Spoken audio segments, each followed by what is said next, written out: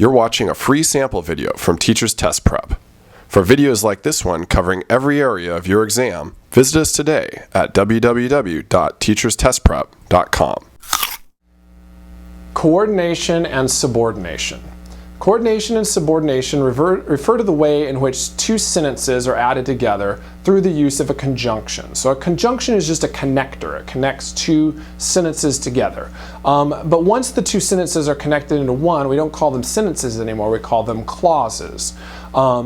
And in the case of a coordinating conjunction, they are independent clauses, meaning that they could still stand alone and make sense as a standalone sentence, even though they're now connected. For example, I bought a ticket and I got on the train. I bought a ticket makes sense by itself. I got on the train still makes sense by itself. But we've connected those two independent clauses together with a coordinating conjunction. But they're independent because they could still stand alone by themselves and make sense.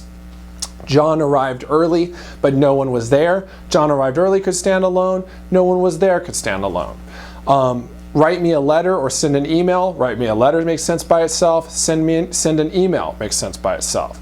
The pants didn't fit, so Sheila took them back to the store. The pants didn't fit makes sense by itself. Sheila took them back to the store makes sense by itself. Those are independent clauses connected by a coordinating conjunction. So examples are things like because, or and, or but, so. Those are all coordinating conjunctions because what falls on either side will still be independent. It can still stand alone as its own sentence. Now each of those coordinating conjunctions has its own kind of unique meaning in terms of how it connects. For example, and means that something is sort of added to something else. But means that something's going to contradict something else. Or means that this thing, if this thing happens, this thing won't, or if this thing happens, this thing won't. So there's a sort of exclusion of one thing toward another when we use or. So sort of implies causality. The pants didn't fit, so Sheila took them back to the store. Had they fit, she wouldn't have done the second part of that. She wouldn't have taken them back. So there's a causal relationship when we use so. So each of these conjunctions has its own sort of specific relationship that it's representing. But in all of these cases, these are coordinating conjunctions because each clause on either side of that conjunction could still stand alone as its own sentence. In contrast to a coordinating conjunction, we now have a subordinating conjunction. A subordinating conjunction reduces one or more of the sentences being combined from an independent clause to a dependent clause by adding such words as when, although, if, who, what, that. These basically create what we call dependent clauses, and there's different types of dependent clauses, things like relative clauses, etc. But basically it's saying that now it's dependent on the other clause. It wouldn't stand alone by itself as its own sentence the way it did when it was connected by a coordinating conjunction. So for example, I don't know what you were talking about. I don't know makes sense by itself, but what you were talking about does not make sense by itself.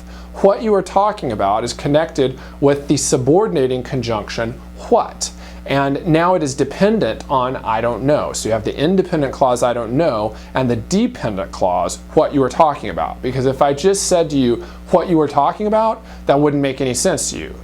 It's not a complete thought. So it's now dependent on I don't know. Another example, I read the letter that was on your desk. Again, we have a subordinating conjunction, in this case the word that. So if I just said I read the letter, that makes sense by itself. That part is an independent clause. But the dependent clause that's created here is that was on your desk. If I just said that was on your desk, that wouldn't make any sense to you by itself.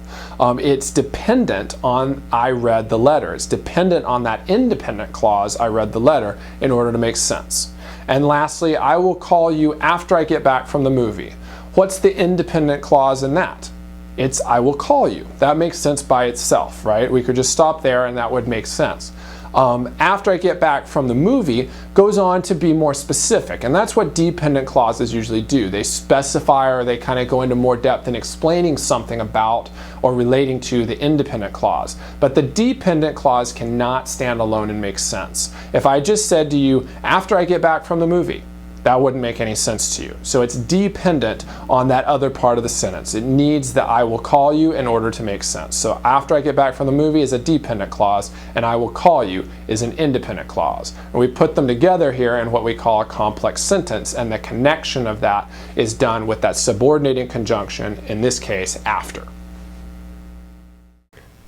We hope you found this free Teacher's Test Prep sample video helpful. For more videos like this one covering all the subject matter and strategy you need to pass your exam, visit us today at www.teacherstestprep.com.